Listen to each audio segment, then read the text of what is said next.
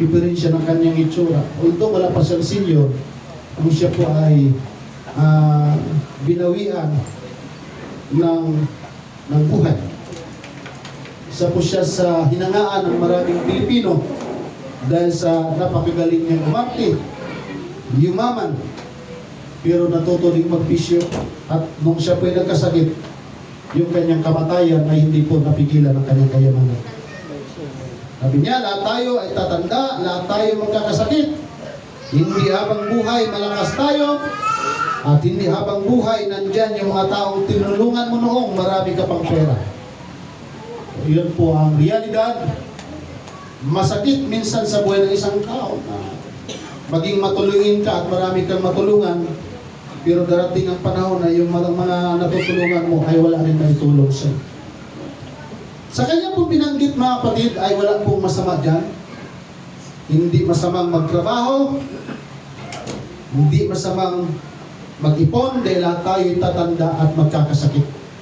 Pero mayroon pong kulang sa kanyang binanggit. At ang kulang dyan ay ang kamatayan.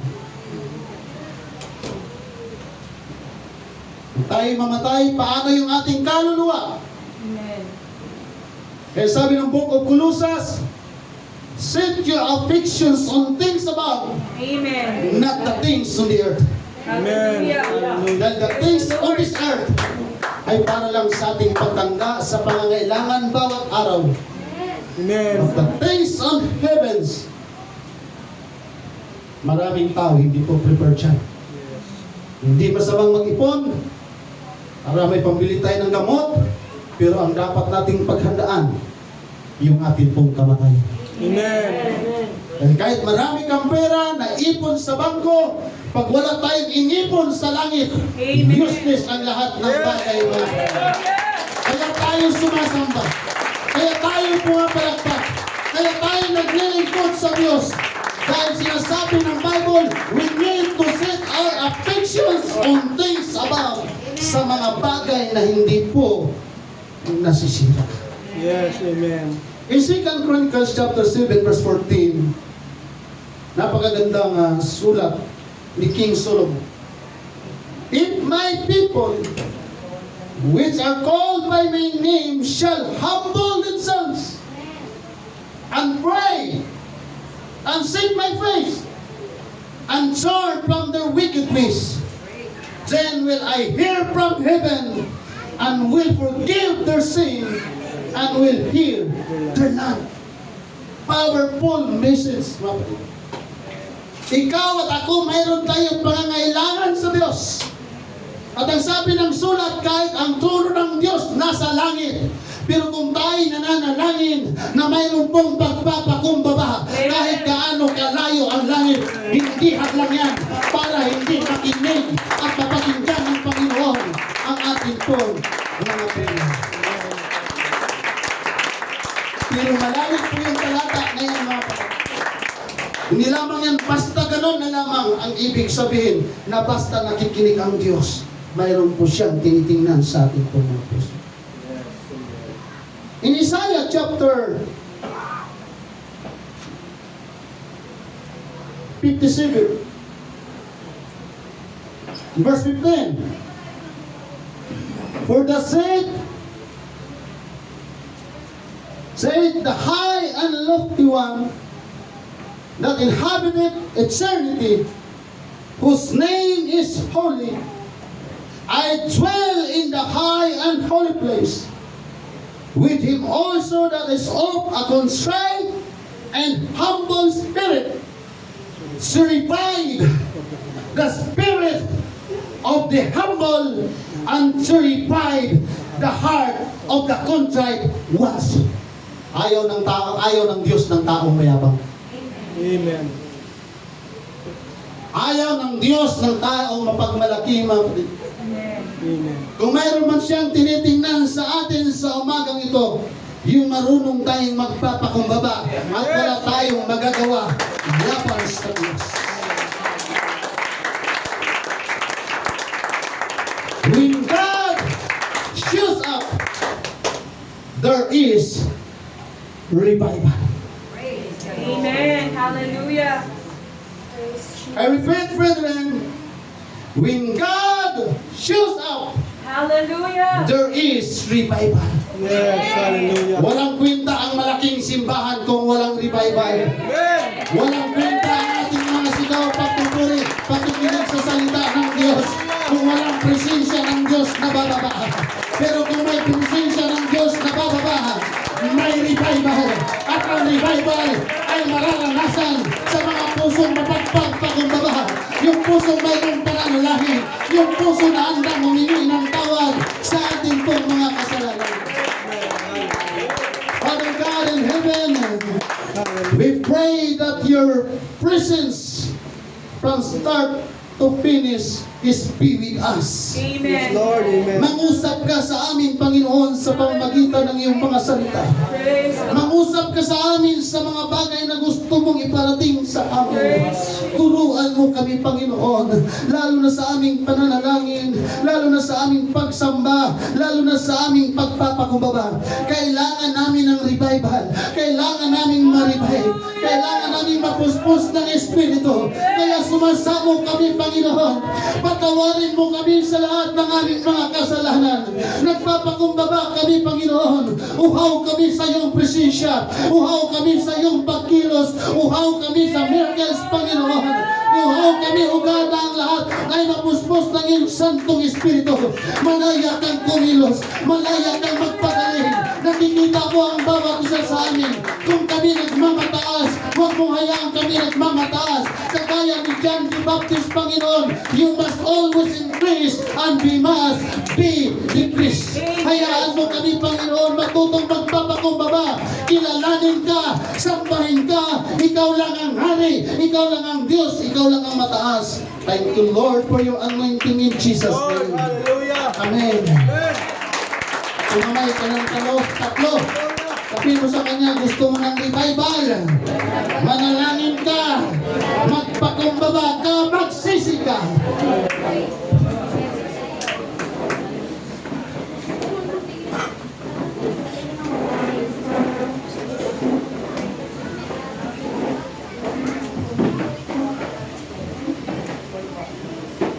Praise the Lord.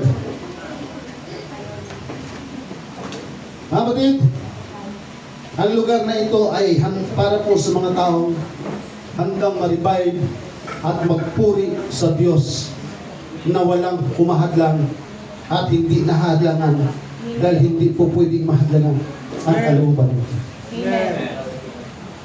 When we talk about God shows up, there is revival.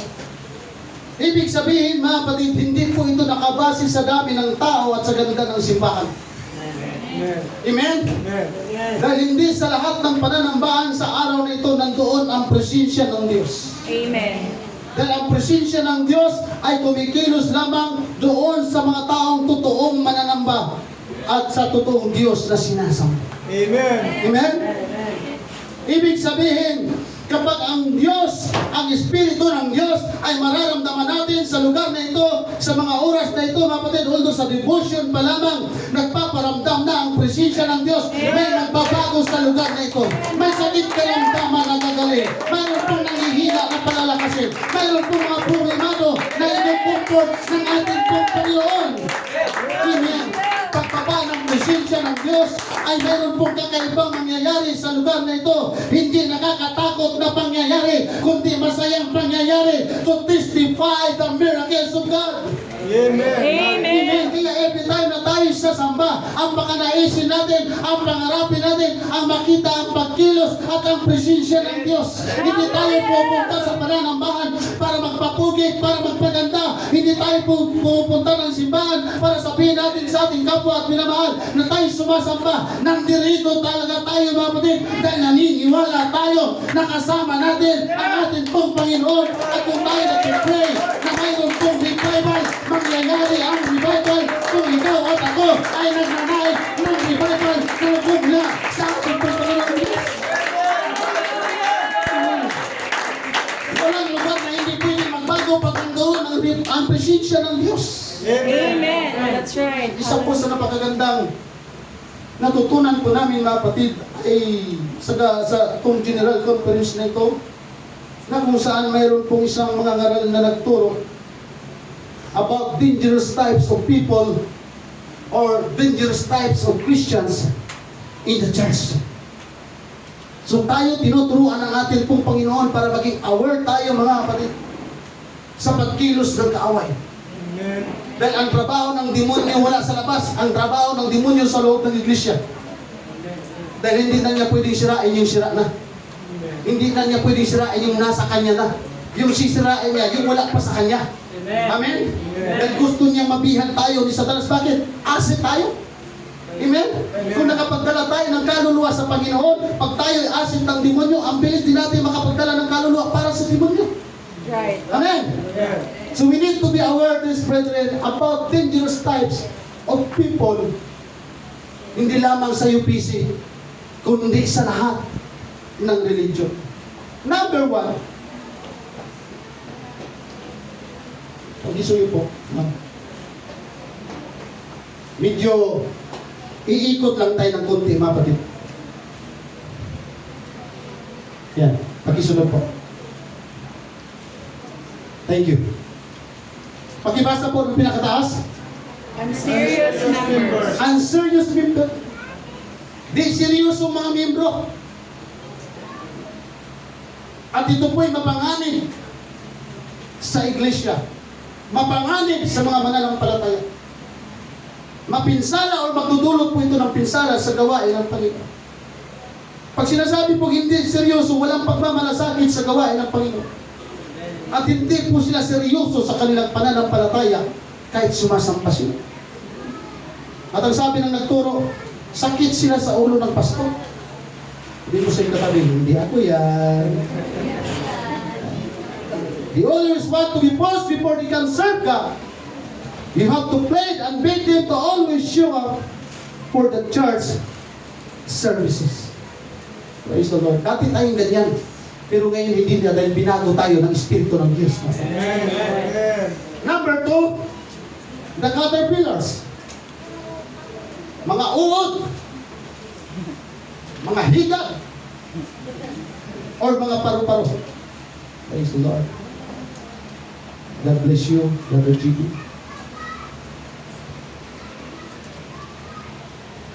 These types of members move from church to church, place to place, seeking for positions, platforms, and have no sense of direction. Their work is to destroy what you are building. Every pastor is their pastor, very dangerous. So yun po ay nangyayari sa lahat ng iglesia. At ayon po sa aming tagapagturo ay nangyayari yan sa kanyang iglesia na hinahawakan mo. Number 3, controversial members. Ayan. Mga controversial na membro. Mga miyembrong pinagtatalunan at mga miyembrong may mga isyo. Controversial members. These are the headache of every pastor. They always want to be first before they can serve God. Oh, mali ako. Sayop mali ako sa loob. They are not to be behind every controversy in church. They are always happy with the church in crisis. Anything concerning the church is none of their business. Pang-apat, na opportunist. Yan. Opportunista. Sa madaling salita, mga taong mapagsamantala. Or mga taong naghahanap ng pagkakataon. These type of members are very unreliable, unpredictable, and they only come to your life and ministry when they are calculating what they can get from you, but not willing to submit and obey by what you tell them. They are very dangerous to the extent that they can even bring division in the church. Mga kapatid, hindi natin alam ang agos at takbo ng ating buhay kung saan tayo dalhin ng Panginoon. Amen. Hindi Hindi po ako nagkukulang ng paalala. Kahit saan tayong church mapunta, maging blessings tayo mga kapatid. Hindi tayo dito. Hallelujah. Kahit sinong pastor, basta saan kayo mapunta, basta mga ngalaga sa inyong kaluluwa, be a blessings. Amen. Amen. Praise the Lord. Number 4, or number 5, miracle hunters. Mga taong naghahanap ng himala. O milagro. Mga naghahanap ng kababalaghan. Pag wala nang mahanap, anong sabi ka? These types of members come to church specifically to collect miracles. Every prophet is their prophet as long as you can prophesy and perform miracles. They will follow you. The day they don't see miracles, they disappear. Nawawalang parang bula. Nawawalang parang hangin. Miracle hunter. Number 6. The rebellious or pretenders Christians or types of people. Mga rebelde, mga swael, mga nagpapanggap or mga piking tao or nagpapakunwar. Nung bata pa kami as a New People Army mga kapatid, wala kaming ibang tinitingnan kundi laban sa gobyerno. Kaya pala rebelde. Kaya tama yung ginagawa na, sir, meron pala matay sundalo dito. Mabuti na lang po, nag-retire na kayo at pastor na ako. Kung nagkataon na nagkataon po tayo at military kayo at NPA ako, malamang. Pero mabuti po ang Diyos, kapatid. Pinalaya tayo at binago ng Panginoon. Amen. Hallelujah. Yun po ang rebelde. Lahat ng ginagawa ng gobyerno mali para sa amin yan. Nung New People's Army pa kami, kapatid. These types of members are so dangerous. They claim they are with you, but in the actual sense, they are not with you. You can even give them position in church, but their heart is not with you, neither with your ministry. They can wake up one morning and rebel against you to cause confusion among other church members. May God open your eyes to face them out. This church is protected by the Holy Ghost of God. Amen. This church is protected the Holy Spirit of Jesus Christ. Ako'y naniniwala mga kapatid, hindi tayo kayang tipagin ng demonyo pag laging may revival at Espiritu ng Diyos sa ating pong mga puso. Hallelujah! And the last but not the least, the spectators.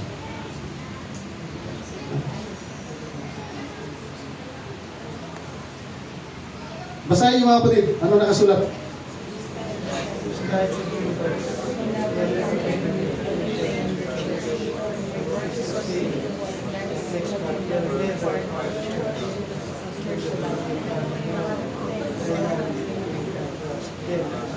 Meron ba dito yan sa Ephesians? Wala. Na. Biglang tumahimik mga kapatid. Meron ba yan sa Ephesians? Wala. Mag-rejoice tayo mga kapatid. Kung sa lahat ng binanggit, wala. Pagka-pinag-away. Salamat po sa ating Panginoon. Now, balik tayo sa message ng ating pong Panginoon about revival. Sabi ng aklat ng Maawi chapter 85, will thou not revive us again, that thy people may rejoice in thee? Kaya pala bababa at kikilos ang Espiritu ng Diyos sa ating kalagitnaan mga kapatid. Hindi lamang tayo pagalingin, kundi pasasayahin tayo ng ating pong Panginoon. Because not every day, not every second, not every minute, not every hour, masaya tayo. May mga panahon na sasaktan tayo. May mga oras na nalulungkot tayo. But with the Holy Ghost of God came down in this place, we are rejoiced in the presence of the Lord. Praise Jesus. doon sa Ezekiel chapter 37, sabi ng Panginoon, manghula ka, Ezekiel. Hindi sa mga taong buhay, kundi sa mga taong patay. Pumunta ka sa libis, makikita mo doon ang mga buto ng tao. Hiwalay na yung ulo sa katawan, hiwalay na yung kamay sa katawan, yung buto sa paa, hiwalay na sa katawan. Nakikita mo yan, mga buto, wala ng balat, hiwalay na yung mga ulo, durug-durug na ang kanilang mga buto. Manghula ka lamang, imposible sa tao, hindi imposible sa Diyos na yung mga patay na yan muling magkaroon ng litid, muling magkaroon ng buhay, at muling magkaroon ng balat. Amen. What the power of the Lord, mga kapatid. Amen. Amen. Amen. Minsan dumarating sa punto ng buhay ng tao na tila buhay ka pero patay ka. Right. May mga panahon na tila patay ang ating pag-asa sa Panginoon. Tila baga nanghihina tayo at nawawala ng tiwala sa Panginoon. Pero sinasabi ka na kahit patay, kayang buhay ng Panginoon. Kahit nanglalamig ka, kahit nanghihina ka, ngunit tayo palalakasin ng kapangyarihan ng Espiritu ng ating Panginoon. Kaya nung Acts chapter 2, pagbaba ng Espiritu Santo ng Diyos, grabing revival. Sa church natin, mga kapatid, kahit nandirito ang Espiritu ng Diyos, grabing survival. Tama. Dahil mayroong gustong mapuspos ng Espiritu ng Diyos, mayroong natatakot sa Espiritu ng Diyos. Pag mayroong nagsasalita ng iba't ibang wika, pag hindi natin yan mauunawaan, mga kapatid, parang kakaripas tayo ng takbo. Kaya i-encourage natin yung mga bago nating kapatiran, basahin yung aklat ng Book of Joel, ng Book of Acts chapter 2, and Book of Corinthians. Dahil tinuturo doon, pinapakilala doon yung pagsasalita ng iba't ibang wika at ano ang trabaho ng Espiritu Santo ng Diyos para sa atin. At take note, mga kapatid, sa binasa natin sa Isaiah chapter 57, ang revival ng Diyos ay para sa tao mayroong mapagpapakumbabang puso at sumasama ang Espiritu ng Diyos doon sa mga tao bagamat may mga kasalanan pero marunong magsisi at marunong magpakumbaba sa ating pong Panginoon. Amen. Amen! Hallelujah. Praise the Lord! Yan sabi ni King David sa aklat ng mga awit. Hallelujah! Take not my Holy Spirit from me. Alam niyo ba yung kanta na yun, mga kapatid? Sa aklat ni King David? Create in me a clean heart, O God. Amen. Praise God.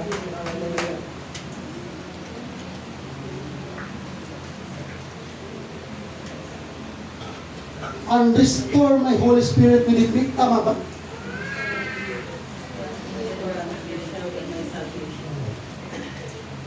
Restore unto me the joy of thy salvation.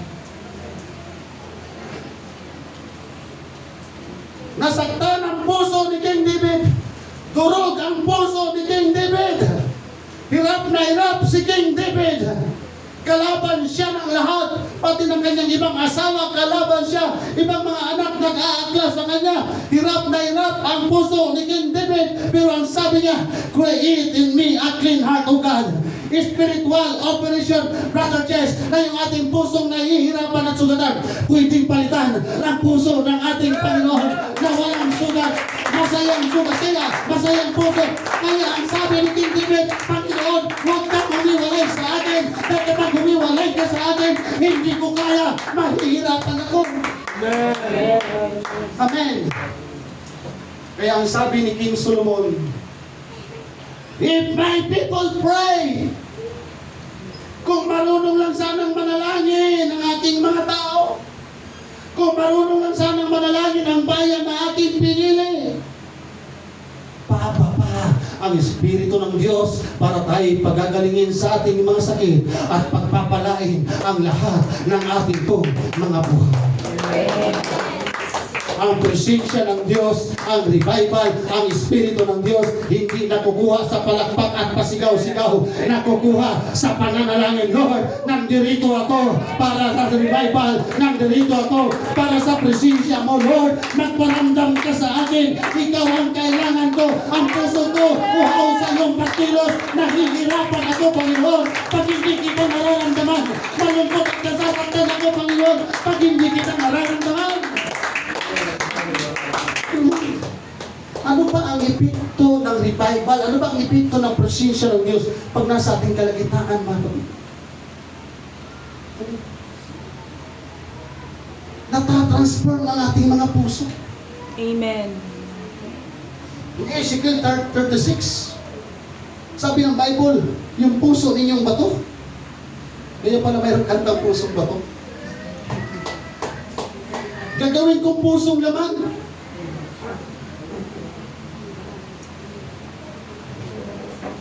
Binabago ng Diyos ang ating mga puso.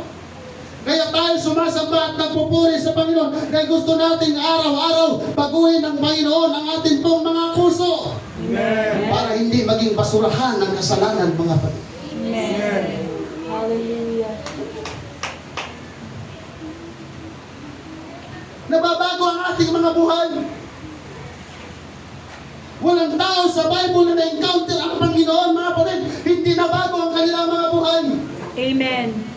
Kaya kung ilang taon na tayong naglilingkod, ilang taon na tayong Pentecostal, kasama na ako, pag hindi nabago ang ating mga buhay, kung questionable yung revival. Amen.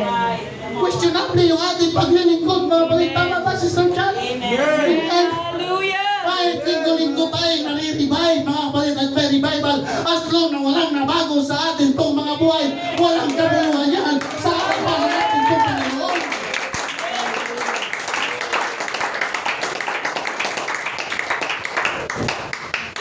Si Apostol Paul, himala na nagbago. Nung na-encounter niya ang Panginoon sa lugar ng Damascus,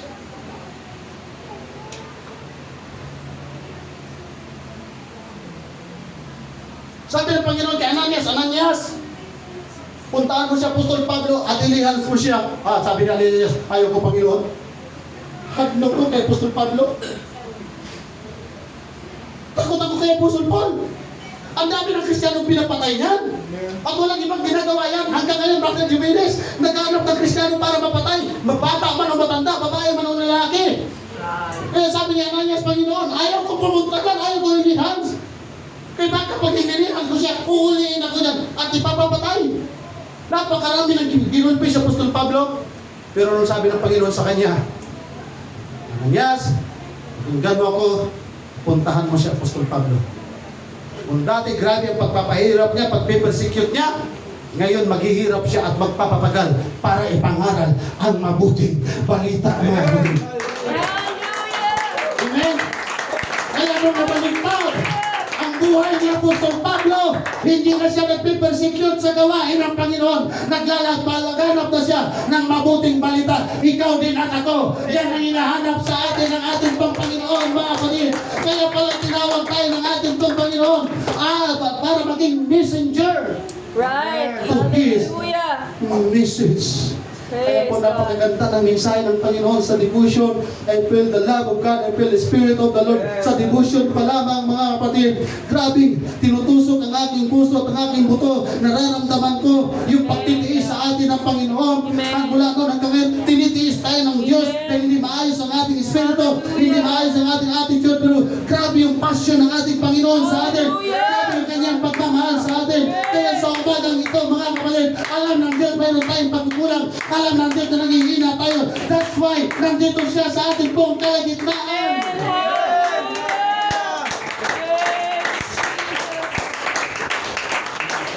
Palagpakan natin ang ating nakinig.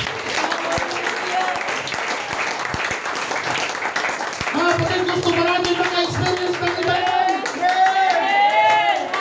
We need to respond to God's presence with humility, with repentance and faith. Amen. Yung ating pong Hallelujah. pangangailangan. Kaya doon po sa Isaiah 64, pag inaral natin yung buong context from verse 1 to 7, tayo po'y basahan lamang sa harapan. Amen. At yung ating mga katwiran, yung ating pong mga dahilan, ay basahan lamang sa harapan ng Diyos. Lord, ayaw ko na magsimba. Lord, tinatamad na akong magsimba. Lord, tinatamad na akong magpupuri. Lord, sawa na ako sa revival. Lord, naiinis na ako sa revival. Lord, tinatamad na ako. Linggo-linggo na lang, ganon na lang, ganon na lang.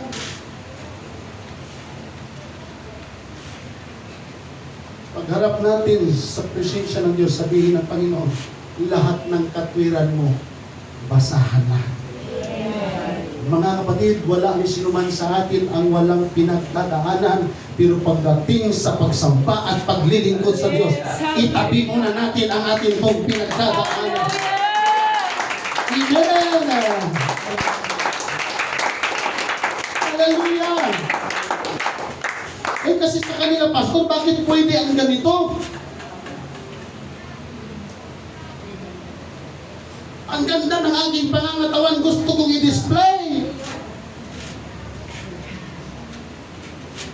Yung aking mga abs.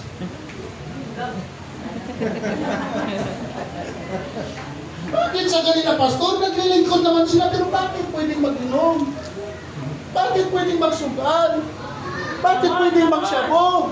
Bakit pwedeng manigarilyo? Bakit dito sa atin, hindi?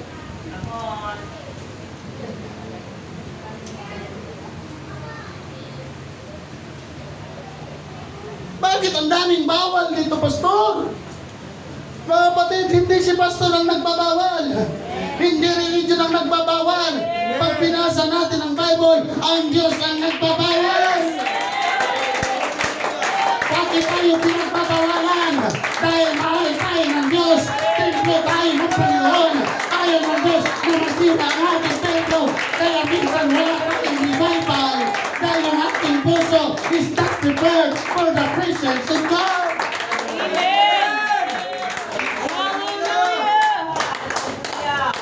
In America, in Britain religion, bakit, Pastor, yung mga members doon, pag naglalakad sa mall, nakatupis ka?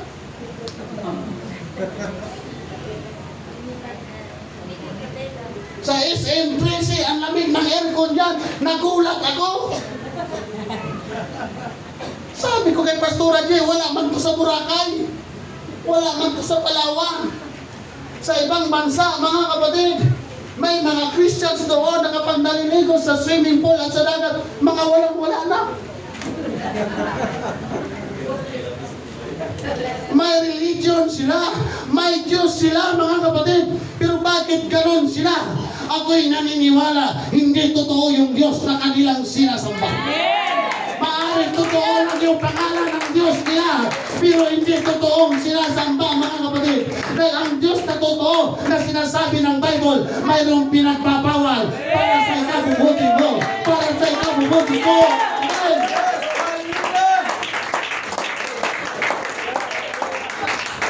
Pastor, pwede ba tayong gumaya sa kanila? One time lang.